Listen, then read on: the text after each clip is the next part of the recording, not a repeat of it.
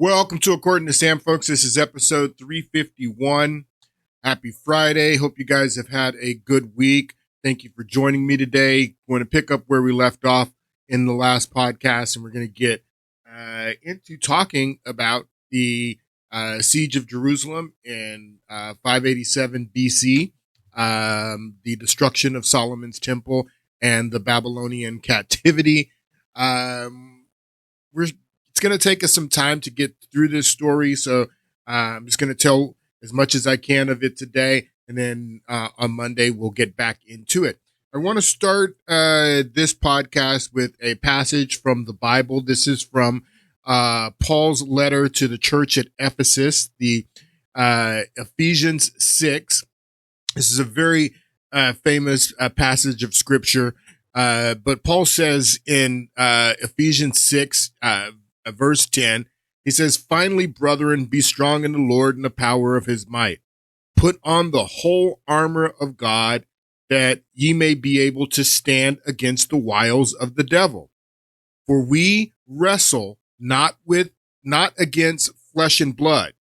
That we don't wrestle with flesh and blood. We don't wrestle with mankind and men, but we wrestle against principalities, against powers, against rulers of darkness of this world, and against spiritual wickedness in high places.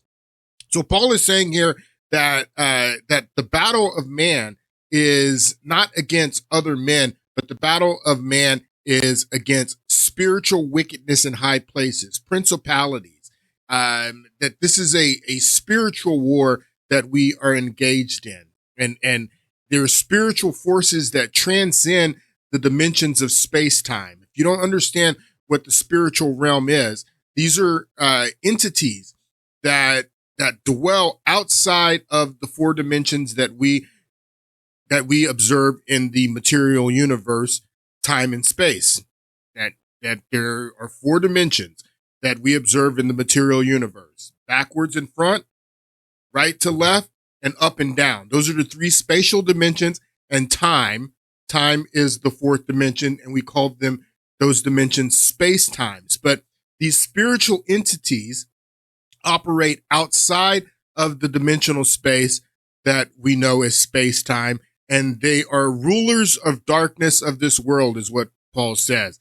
Spiritual wickedness in high places. These are principalities, spiritual entities that are nefarious. They're intelligent, they're nefarious, and they operate outside of space time. That is who we're engaged in a battle with. Not with the Jews, although there may be some Jews that worship these spiritual entities, that conjure these spiritual entities. There's black people that work with these spiritual entities and conjure these spiritual entities. There's white people that work with these spiritual entities and conjure these spiritual entities. There's people from all over the world for centuries that have done spells and magic and played with the Ouija board. Why do you think people play with the Ouija board? To conjure these spiritual entities. And so that's who we're engaged in the battle with, these spiritual entities, not with mankind, is what Paul says here. All right, let's get back into talking about Solomon. King Solomon was the son of King David, and we'll just read a little bit here from the Wikipedia page. Solomon was the fourth monarch of the kingdom of Israel and Judah, according to the Hebrew Bible. The successor of his father David. He is described as the penultimate ruler of the 12 tribes under a united Israel and Judah. His reign is hypothesized as have lasted from 970 BCE to 931 BC. According to the biblical narrative, his reign brought commercial prosperity through alliances and trade, and his accumulation of wealth, horses, and foreign wives. he had a concubine of many wives, and he would take foreign wives, many of whom introduced idolatry that led to divine punishment. Now, what is idolatry? This is something that you have to understand. What is idolatry? So it says here, idolatry is the worship of an idol as though it were a deity. In Abrahamic religions, which the Jews are the people that come from the Abrahamic religion, in Abrahamic religions, and this is something that you have to understand, Abrahamic religions, all the Abrahamic religions, Christianity, Judaism, Islam, are monotheistic. That's the nature of Abrahamic and Abraham and the Abrahamic religions, is that they're monotheistic. As a matter of fact, the 10 Commandments, the very first commandment in the 10 Commandments, which was given to the Jewish people, says that you shall not have any other gods, no other gods, one God, that monotheistic. And the people around the Jews and the people in the Middle East that were part of the Sumerian people, the Akkadian people, the Babylonian people, the Assyrian people, and on, they worshiped many gods. They had a pantheon of gods. They were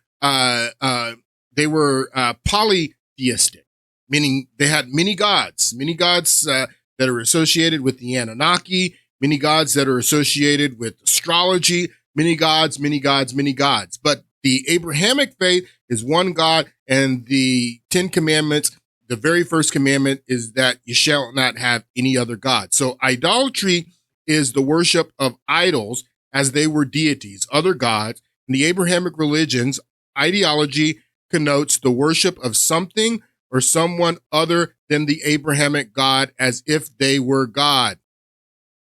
In these monotheistic religions, idolatry has been considered as the worship of other gods, is what it says. So Solomon, because he married foreign wives that come from cultures that were polytheistic, he brought those wives into the nation of Israel, and Solomon himself practiced idolatry. He was the beginning of the practice of idolatry, which led to divine punishment, is what it says here in the Wikipedia page.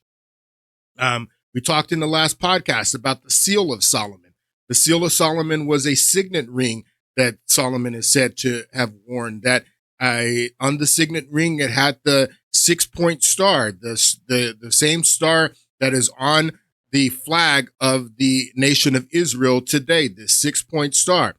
We read a little bit of this in the last podcast, and the legendary is the Seal of Solomon is the legendary signet ring attributed to King Solomon in medieval mystical religions, from which it developed in parallel with Jewish mysticism, Kabbalah, Islamic mysticism, and Western occultism. It is often depicted in the shape of either a hexagram or pentagram in mystic Jewish lore, and the ring is variously described as having given Solomon the power to command the supernatural, spiritual beings, being supernatural, including Shedim. Shedim are spirits or demons, and jinn. And this is where jinn is where it is in Islam, is where you get the root word for genie. And so this signet ring, the 6-point star, which was is called the Seal of Solomon, it is associated with Jewish mysticism, Islamic mysticism, Western occultism, and they believe that Solomon was able, because Solomon practiced idolatry, that Solomon was able to command supernatural beings. All right. So we're going to talk a lot about idolatry in Israel today, and the Jewish people worshiping other gods. basically violating the first commandment in the 10 Commandments. And I want to ask the question as we get started. If Jews 3,000 years ago, Jews under King Solomon were practicing idolatry and worshiping other God, is it inconceivable to think that today in 2025 there are Jews that practice idolatry and worship other gods? I mean, is it so inconceivable to think that when you understand how prevalent it was in the time of Solomon and after Solomon, as we're going to see, if that Jews were violating the first commandment in the 10 Commandments and worshiping other gods and conjuring spirits, as it says that Solomon was able to do with his signet ring and conjuring demons? Is it inconceivable to think that if this was a practice that Jews, certain Jews, not all Jews at all, but certain Jews were practicing over 3,000 years ago, is it so inconceivable to think that there are certain Jews, a particular group of Jews that do this today? I don't understand why it would be. All right, so let's talk about the Ark of Covenant. The Ark of Covenant, it says here, also known as the Ark of Testimony, the Ark of God, was a religious storage chest and relic held by the most to be the most sacred object by the Israelites. So after the Israelites come out of Egypt and you have the Egyptian Exodus and they are in the wilderness, God commands them to build this structure called the Ark of the Covenant. It says religious traditions describe it as a wooden storage chest decorated in solid gold, accompanied by an ornamental lid known as the Seat of Mercy. According to the book of Exodus and First Kings in the Hebrew Bible, in the Old Testament, the Ark of the Ark contained the tablets of the law, the 10 Commandments, as I just told you, which the first commandment is no other gods. We're monotheistic, no other gods. So in the Ark of Covenant were the 10 Commandments, by which God delivered the 10 Commandments to Moses on Mount Sinai, according to the book of Exodus and the book of Numbers, and the epistles of the Hebrews. So I want to read down here. Jewish traditions hold that various views of the Ark's fate. Where's the Ark now? Including that the Ark was taken to Babylon and hidden by King Josiah in the temple or underground chambers, or concealment by Jeremiah in a cave on Mount Nebo. The Ethiopians, the Ethiopian Orthodox Church, they assert that they have the Ark of Covenant, and they have this place in Ethiopia that is guarded, and they claim that they have the Ark of Covenant. Ark of Covenant is where God's presence on earth dwelled. In the story of the Israelites, as they come out of Egypt, God commands them to build this ark, and God's presence dwelled in the ark. It was a very sacred, artifact. It wasn't, you weren't even allowed to touch it. There's this story of this individual in 2 Samuel, Uzziah, and they're carrying, the children of Israel are carrying the Ark of Covenant on these oxen, and the oxen trip and the ark is falling. And this guy, Uzziah, he tries to stabilize the ark, and he touches it and he dies immediately. And this is to demonstrate that the holiness of the ark, because that is where the presence of God was. God dwelled in the ark. And if man is defiled, if man touches the ark, because that's where the presence of God was, that he died. So they weren't even allowed to touch it. They had to use these wooden poles that they would put in these holes, and they were allowed to touch the wooden poles, but they weren't allowed to touch the actual ark, because that's where the presence of God is. Even in the Raiders of the Lost Ark, you remember the 1990 or 1981 Raiders of the Lost Ark, and the creator of Raiders of the Lost Ark, George Lucas, is all into this esoteric stuff. He's a Freemason. I mean, it's all over Star Wars. All these themes and motifs are all over Star Wars. But in this movie, the Nazis are looking for the Ark of the Covenant. And that's the theme of the whole movie. And you can see that that when they lift the Ark of the Covenant out of this container, that even in the movie Raiders of the Lost Ark, they use these poles because they're not allowed to touch it. Watch a little bit of this. They put the poles in.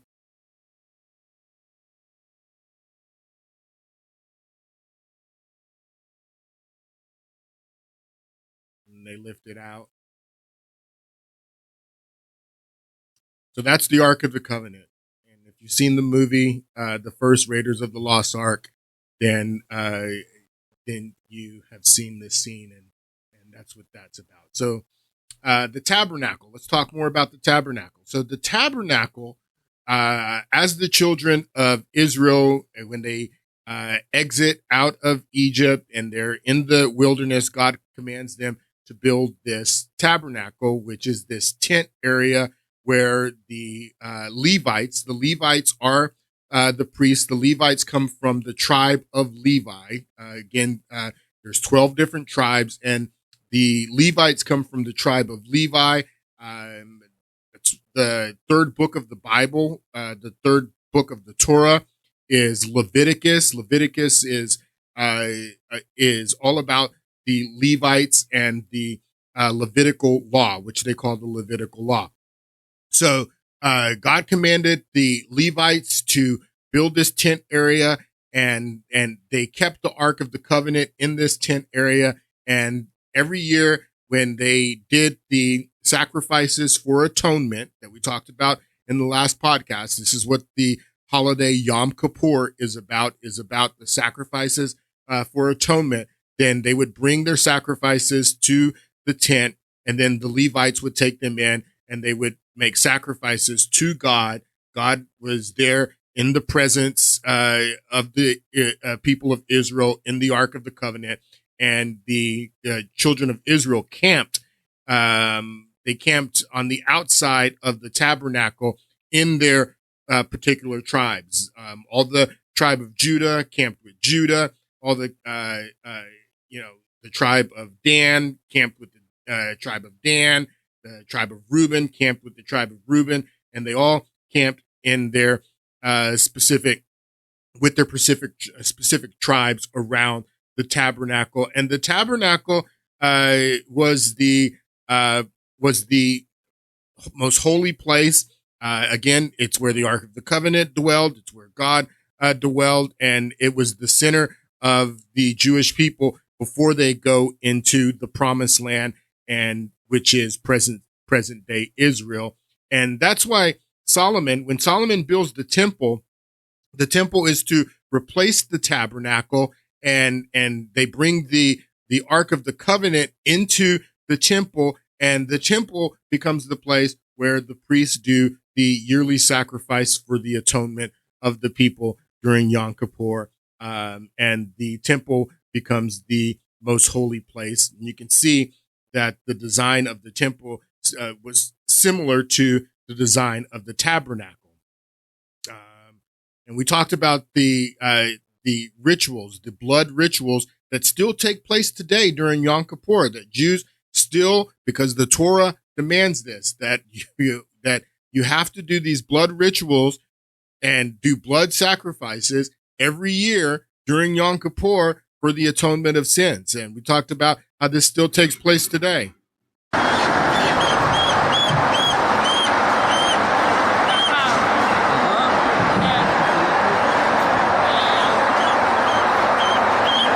This is the ritual of Tahara.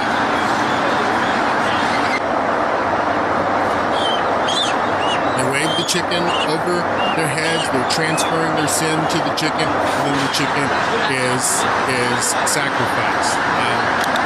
They don't waste the meat. The meat from the chickens is actually donated to charities, and you are allowed to eat the chickens afterwards. And this was the case during the sacrificial rituals during the time of Solomon and during the time of the tabernacle as well. So you got to understand all of that. Again, we read a little bit of this passage from the 9th chapter of the book of Hebrews in the last podcast. I'm going to read a little bit more of this today. The author of Hebrews says, then verily the first covenant had also ordinance of divine service and a worldly sanctuary. For there was a tabernacle made, the first wherein was the candlestick, and then the table, and the shewbread, which was called the sanctuary. And after the second veil, the tabernacle, which is called the holiest of holies of all. And that's where the Ark of Covenant was. That's where God dwelt, which had the golden shepherd and the Ark of the Covenant overlaid round about with gold, wherein was the golden pot that had manna, Aaron's rod, and the tablets of the covenant. Those are the 10 commandments. And over it was cherubim. Those are the angels on the top of the Ark of the Covenant with the wings that you saw here. Those are the cherubim. Cherubims of glory shadowing the mercy seat, of which we cannot speak particularly. Now when these things were thus ordained, the priest went always into the first tabernacle accompanying the service of God. But into the second went the high priest alone once a year, and not without blood, which was offered for himself and for the errors of his people. So basically what the author is saying here is that that the high priest once a year during Yom Kippur went behind the veil to where the presence of God was in the holiest of holy spots there in the Ark of the Covenant, and the high priest made sacrifices there every year for people. Before he went behind the veil, he had to make sacrifices for himself. He had to atone for himself. That if the high priest went behind the veil in the presence of God, the same thing that happened to this person in 2 Samuel who tried to prop the Ark of Covenant up when it was tipping over and he died immediately. That same thing would have happened to the high priest if he hadn't atoned for himself. He would have died immediately if he would have gone into the presence of God. So he had to atone for himself, go behind the veil, and then he was allowed to atone for the people. It's all going on here. And the Holy Ghost is signifying that in the way into the holiest of holies of all was not yet made manifest, while as the first tabernacle was yet standing.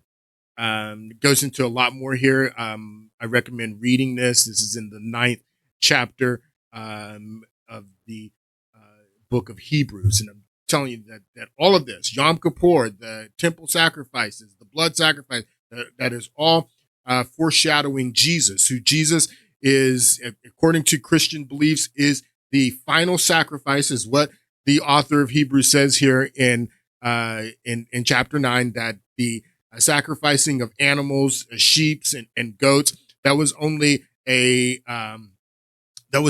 substitute for the sacrifice that Jesus would make later, is what is said here. So, all right, let's talk about the division of the two kingdoms. So after Solomon dies, his son Rehoboam becomes the king, and under Rehoboam is, so Solomon and David, they ruled over a united kingdom. So all the tribes were together, united under the reign of David and Solomon. But after Solomon's death, the tribes divide. They divide 10 to the north and 2 to the south. The two tribes to the south are Judah and Benjamin, And then the tribes to the north are Reuben, Simeon, Dan, Naphtali, Ephraim. All the other tribes were to the north. So 10 to the north and 2 to the south. And they started fighting with one another. The tribes were split and they were enemies. They became enemies after Solomon. But the thing that you have to understand is that the Jerusalem and the temple and the temple sacrifices that the Jews were commanded to do every year were in the south. So the 10 tribes to the north, they didn't have access to the temple. They didn't have access to the yearly sacrifices that God commanded them in the Torah that they had to do every year during Yom Kippur. They didn't have access to that because the kingdoms had split and the temple was in the southern kingdom in Judah. So this became a huge problem, and it became a problem for the king of the northern tribes, Jeroboam. We'll read a little bit here about the Wikipedia page of Jeroboam. Frequently cited, Jeroboam, the son of Nebat, was, according to the Hebrew Bible, the first king of the northern kingdom of Israel following the revolt of the 10 tribes against Rehoboam. That put an end to the united monarchy. According to the book of First Kings, he reigned for 22 years, and there was war continually between Rehoboam and Jeroboam. So Jeroboam reigned for 22 years, and he was continually fighting. The 10 tribes from the north that he ruled over were continuously fighting against the 2 tribes of the south in Judah. So you had the kingdom of Judah, you had the kingdom of Israel, and they would fight against each other. These are the 12 tribes that made up the Hebrew tribes, the tribes of the Hebrew people. So Jeroboam was continually fighting against Rehoboam. Jeroboam also fought against Abijam, son of Rehoboam, king of Judah. Jeroboam is often described as doing evil in the sight of the Lord. That's in quotes. That comes from the Bible, that Jeroboam did evil in the sight of the Lord. What did Jeroboam do as far as the evil in the sight of the Lord? Well, he did the same thing that Samson was doing. He started practicing idolatry. Jeroboam did. And he led the 10 tribes in the north. He led them into idolatry. So how did that happen? It says here in 1 King, then Jeroboam fortified Shechem in the hill county of Ephraim and lived there. From there, he went out and built up Peniel. Jeroboam thought to himself, the kingdom will now likely revert to the house of David. If these people go up and offer sacrifices at the temple of Jerusalem, they will again give their allegiance to their Lord, Rehoboam, the king of Judah, and they will kill me and return to King Rehoboam. So this was the problem that Jeroboam had, is like I was telling you, because the temple was in Jerusalem in the kingdom of Judah, and these people knew the commandments of God, that we have to go down into the temple and we have to offer sacrifices during Yom Kippur every year. And if we don't do that, then we are going against the commandments of God. So Jeroboam, he did not want the people of the kingdom of Israel to go into Judah and make sacrifices at the temple, because he said that if they do that, then they're going to rejoin Rehoboam, and then Rehoboam's going to unite the kingdoms again because he's got the temple, and they have to go down there and make sacrifices in the temple. Then he's going to rejoin them, and then they're going to kill me. So he did not want the people from the northern tribes to go down into Judah and make sacrifices in the temple. And that was his problem. So what he did After seeking advice, King Jeroboam made 2 golden calves. He said to the people, "It is too much for you to go down to Jerusalem. Don't worry about going down to Jerusalem. Here are your gods, Israel, who brought you out of. Here are your gods, Israel, who brought you out of Egypt. That these 2 golden calves that I set up, these are your new gods. These are the gods that brought you out of Egypt. 2 golden calves." And there's a reason that he used golden calves. We'll talk about here in a moment. One he set up in Bethel, and the other he set up in Dan. And this is why we were talking about the tribe of Dan and why Dan becomes closely associated with idolatry and apostasy early on, is because Jeroboam set up one of these 2 golden calves for the people in the north to go and worship in the tribe of Dan. And this thing became a sin. The people came to worship on the one at Bethel and went as far as Dan to worship the other. All right. So I have a video here that explains everything that I just told you. And I want to play this for you. The new king, Jeroboam, faced a serious problem. Every Israelite had to go to Jerusalem to worship God, because that's where the temple was. But Jerusalem was Rehoboam's city, his enemy.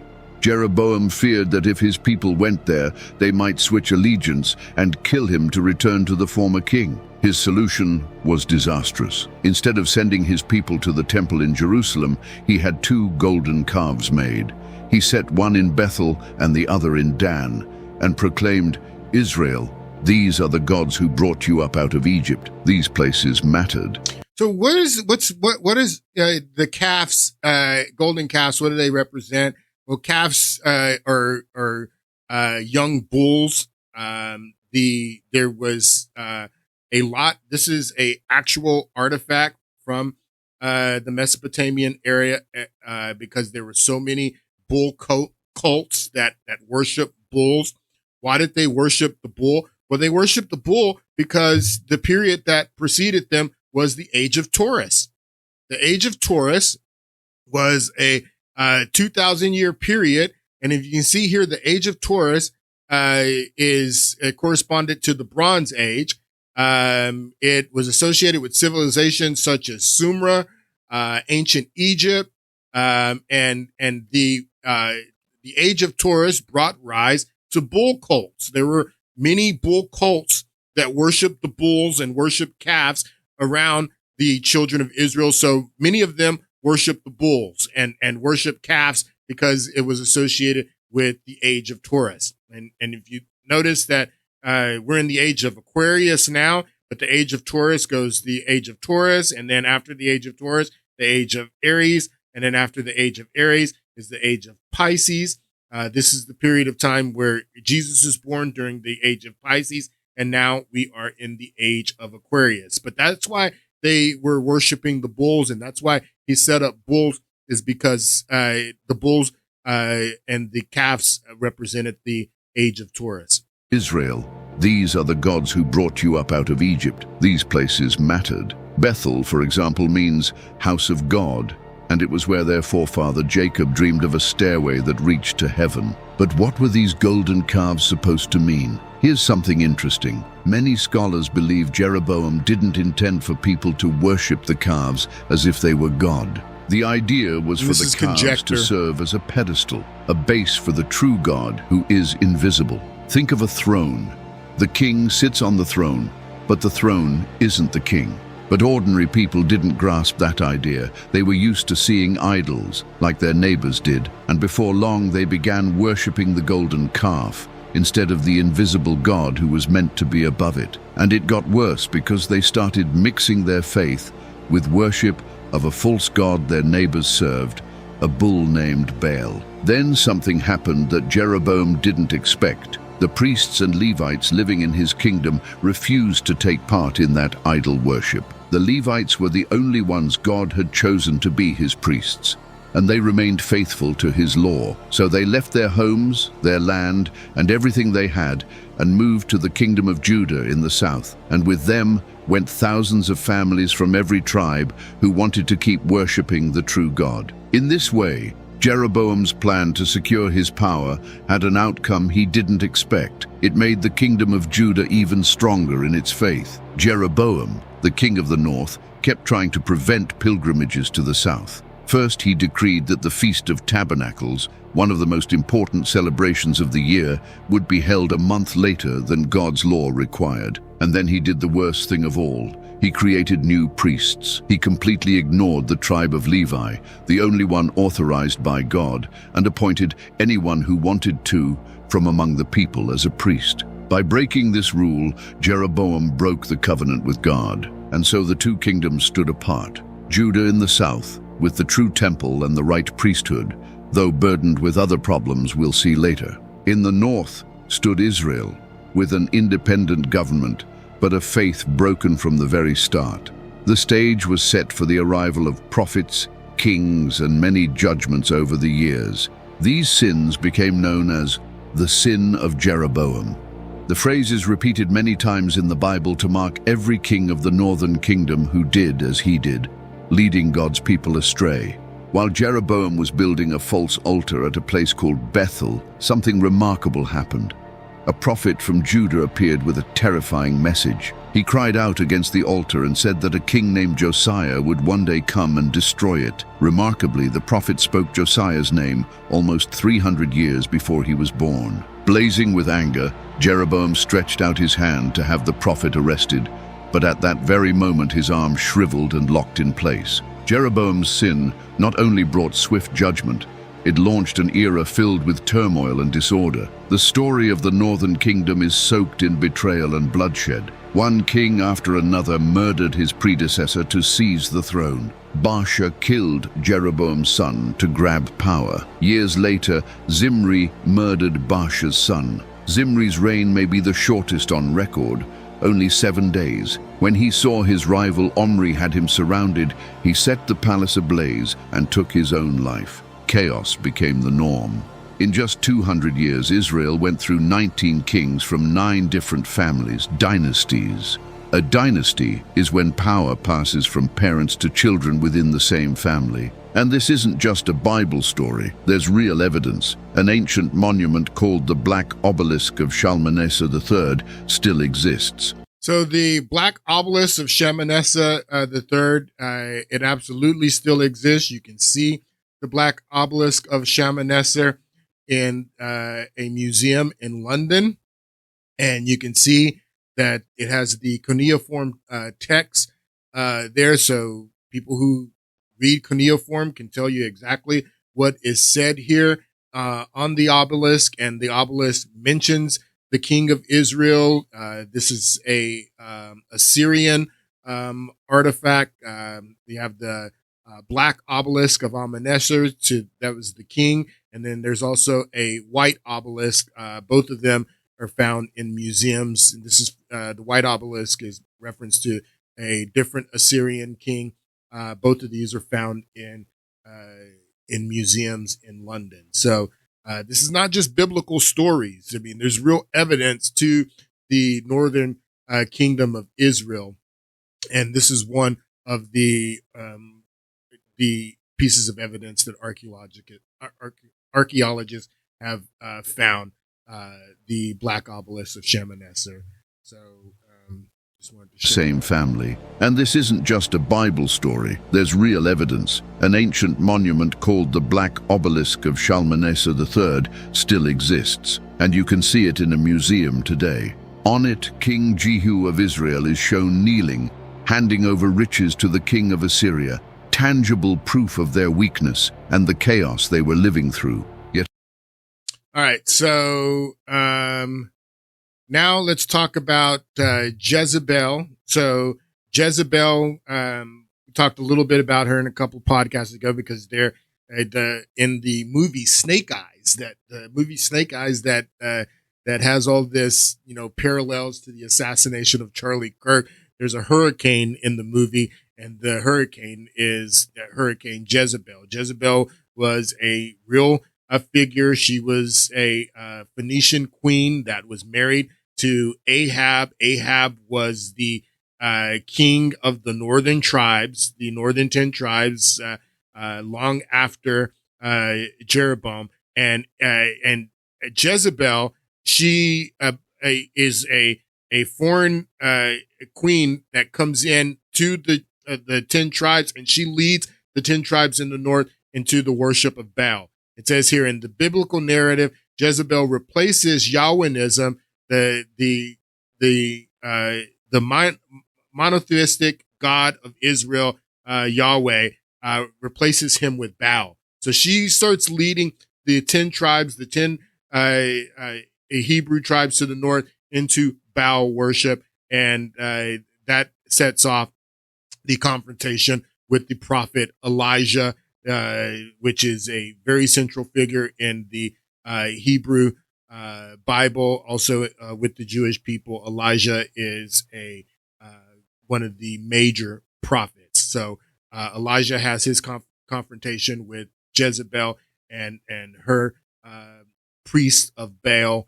And then this video goes into a little bit of that. Take a listen. One house, the family of Omri, became so powerful that even their enemies had to take notice. Omri's son, King Ahab, and his wife Jezebel led the people to worship a false god named Baal like never before. They had 450 prophets of Baal and 400 prophets of the goddess Asherah at their service. It seemed the God of Israel had been completely forgotten. But after so many wicked kings in the north, one man stood up against them, the prophet Elijah. Elijah challenged them to a showdown on Mount Carmel to prove who had the true God.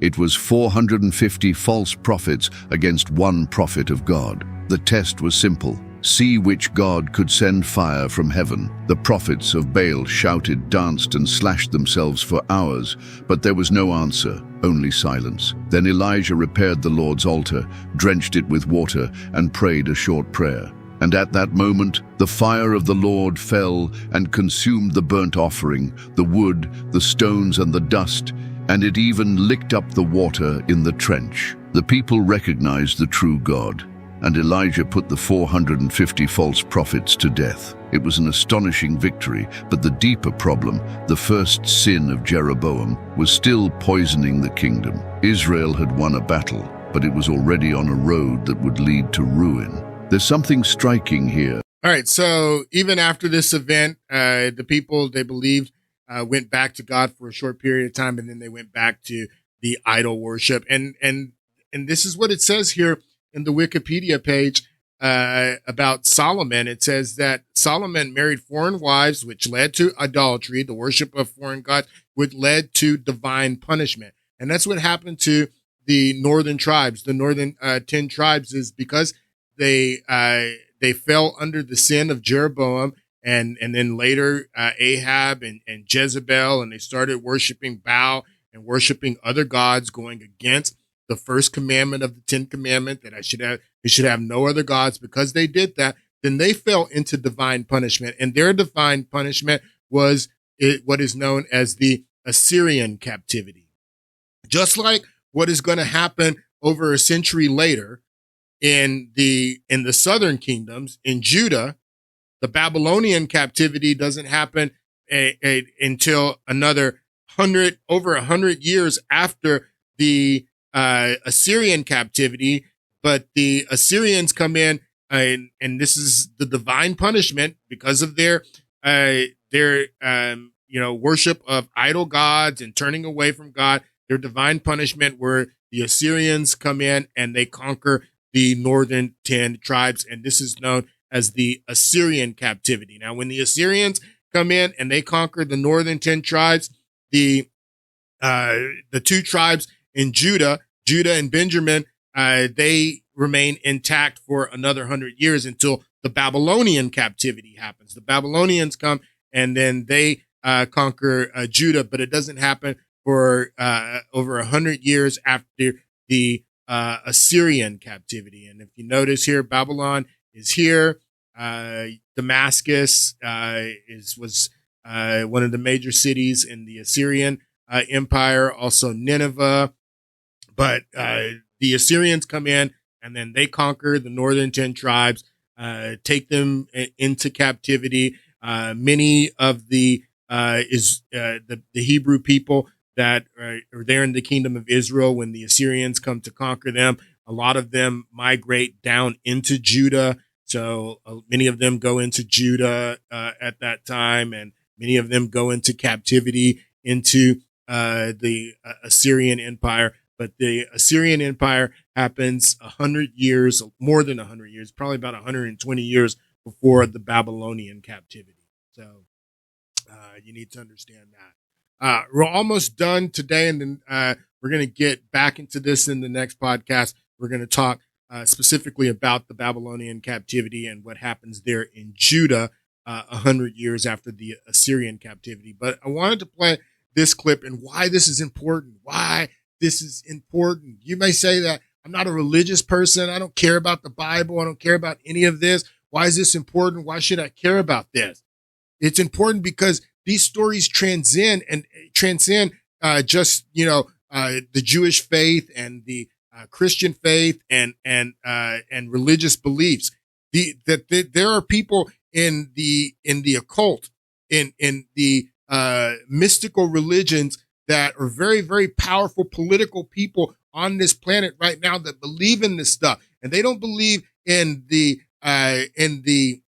one true God or Jesus being the Christ and dying for their sins. They believe in the dark stuff. They believe in Satan. They believe in demons. They believe in conjuring demons. They believe in the Antichrist. That's what Paul is talking about when he says here in Ephesians 6, and this is the verse that we started this with, that we wrestle not against flesh and blood, but against principalities, against powers, against rulers of darkness of this world, against spiritual wickedness. There are people on this planet, very, very powerful people, that believe in the principalities, that believe in the spiritual rulers and the rulers of darkness, and against the spiritual wickedness of this world, that do magic to conjure up these demons and these spiritual wickedness. And you may say, well, I'm a materialist. I don't believe in all that. Well, you're in trouble.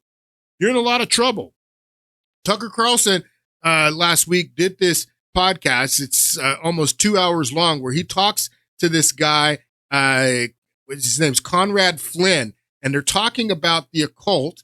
The title of this podcast is The Occult, Kabbalah, the Antichrist's New Manifestation, and How to Avoid the Mark of the Beast. This is a great conversation, and it fits right in with what I'm talking about on this podcast. Highly recommend that you go and you watch this entire conversation that Tucker Carlson is having with this guy, Conrad Flynn. But I want to play just a little bit of what Conrad Flynn says to Tucker Carlson. This is in the beginning of the podcast. Take a listen. How did you wind up coming to the conclusion that, some of the people who help shape our culture or build our technology were practicing literally practicing occult religion? I'll tell you. Well, I was working on a television show, trying to build out this show. I should back up. I come from a Hollywood family, Tucker. Yeah. My grandfather was the actor Robert Conrad. If you've some of your listeners, Wild Wild West, Black Sheep Squadron, you go way back, Hawaiian Eye. My other grandfather, Harry Flynn, was a publicist in the for decades on the Monkees, Bewitched, I Dream of Jeannie. 2 occult shows, Bewitched and I Dream of Jeannie. Maybe it starts there. Not unlike your own father working in journalism, as a boy, one of the first things you learn when you have parents who work in media or entertainment, you learn that the People magazine version of reality is not the truth.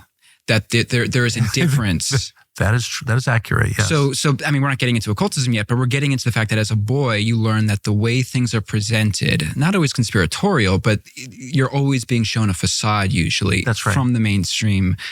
I can't believe I'm saying mainstream media already a minute into this, but things are not what they seem. So as a boy, I was always told and shown that. So years later, through taking to Hollywood these various show concepts, and one of them, Tucker, I was working on was about when actors first break into the business. Where do they live? How do their lives go?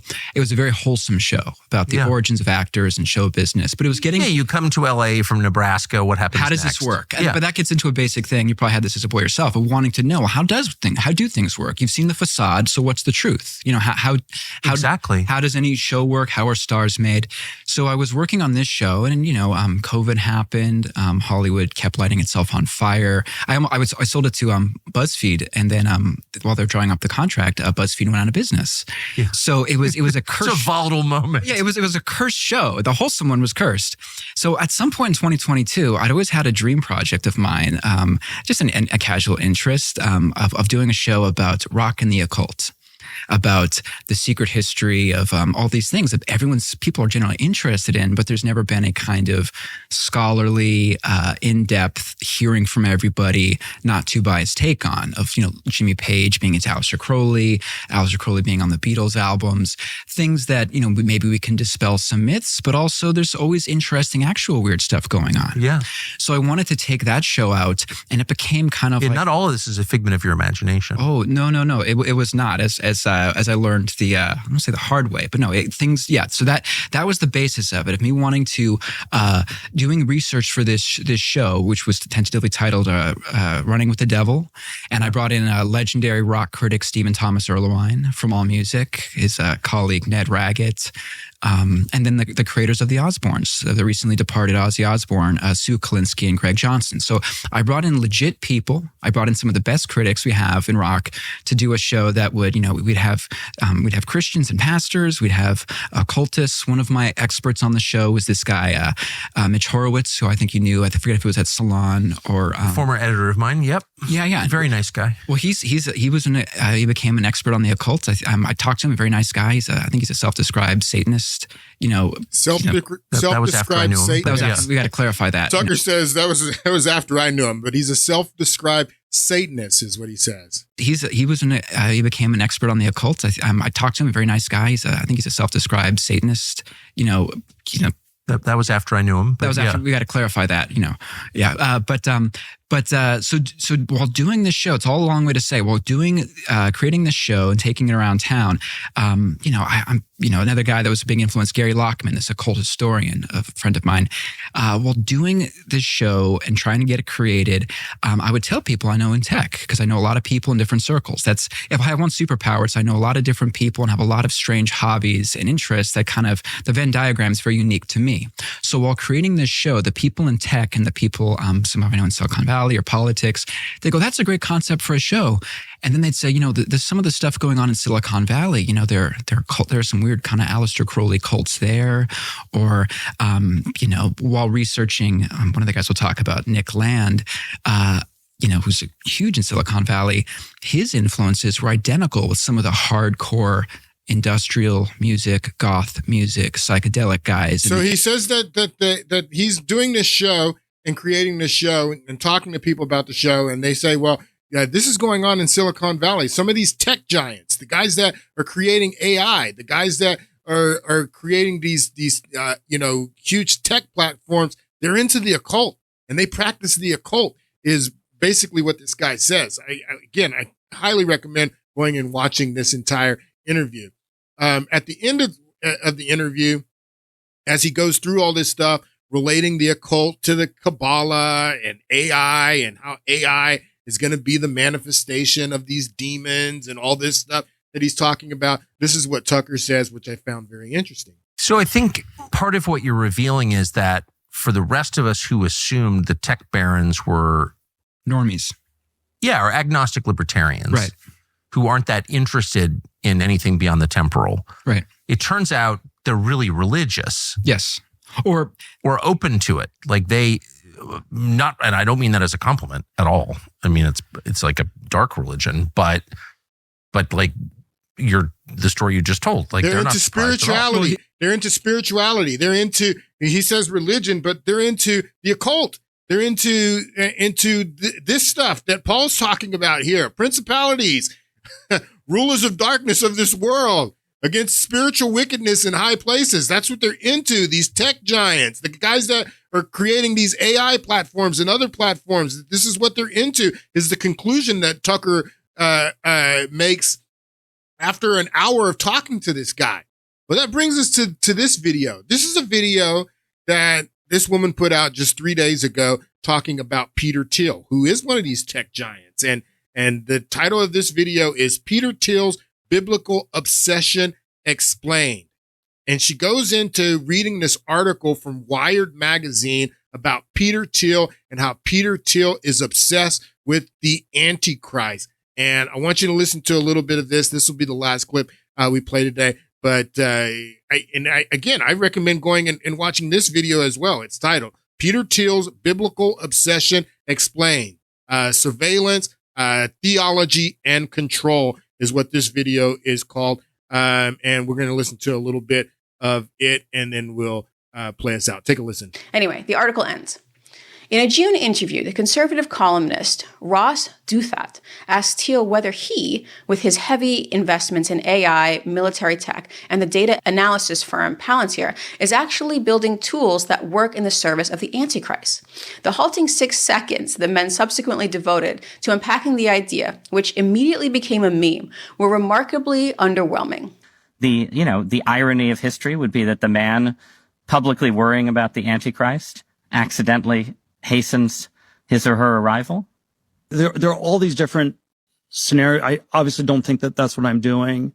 To be clear, I don't think that's what you're doing either. I'm just interested in how you get to a world willing to submit to permanent authoritarian rule. There's a tension between those two things, and in some way, he goes along with both of them. He, Palaver, told me. It's a good strategy if you have the means to have something at stake on all the sides. In other words, maybe the billionaire is hedging his bets, investing heavily in both the catacon and the one world totalitarian Antichrist. Okay, so this is Peter Thiel's obsession with the Antichrist, according to Wired writer Lauren Ballard. So this is the Wired magazine article that she is reading from in doing this video. It's called The Real Stakes and the Real Story, Peter Thiel's Antichrist Obsession. So that's the name of the article. Antichrist, according to Wired writer Lauren Ballard. It's a thorough piece of reporting that deserves to be behind a paywall. This was months of work, and I'm glad that Wired is still doing that level of journalism. It's a bit terrifying to think that one of our masters of the universe is this big of a Bible nerd. Those Palantir cats. Listen to what she's saying. She says the same thing that Tucker says here when Tucker is talking to this guy. He's surprised to learn that these tech giants are this big Bible nerds, that they're into the Bible and they're into this dark stuff. I'm really surprised to find this out. We'll listen to Tucker again. That it's surprising to know that these tech giants are into this Bible stuff. The tech barons were normies. Yeah, or agnostic libertarians. Right. Who aren't that interested in anything beyond the temporal. Right. It turns out they're really religious. Yes. Or open to it. Like and I don't mean that as a compliment at all. I mean, it's like a dark religion. They're open to the dark side. And then this girl, after reading this article, The Real Stakes, The Real Story, Peter Thiel's Obsession with the Antichrist, comes to the same conclusion. I'm surprised to know that one of our tech giants, Peter Thiel, and he's not the only one, is into this Bible stuff. This is why it matters. That level of journalism. It's a bit terrifying to think that one of our masters of the universe is this big of a Bible nerd. Those Palantir cats, they're really weird. And that's not a judgment. I'm just saying that when people are that weird, it's hard to relate to normal people. And it leads to very awkward answers like this. You would prefer the human race to endure, right? You're hesitating. Yeah, well, Yes? I don't know. I would. Just to be clear, the question to Peter Thiel in this interview is that you would want the human race to endure. And he has trouble answering that question, is if he would want the human race to endure. This is crazy. To normal people. And it leads to very awkward answers like this. You would prefer the human race to endure, right? You're hesitating. Yeah, well, Yes? I don't know. I would. This is a long hesitation. This is a long hesitation. There's so many questions implicit in this. Just say that humans should live. How hard is that? Wow. Now, a lot of people have pointed out that Thiel is an anagram for the reptile, and once you see it, you can't really unsee it. Okay, So what do you think? Has this video made you more or less concerned with Peter Thiel's obsession with the Antichrist? Yeah, not just Peter Thiel. Peter Thiel's not the only one. So we'll get back into this in the next podcast on Monday. Hope you guys have a great weekend, and I'll see you on Monday.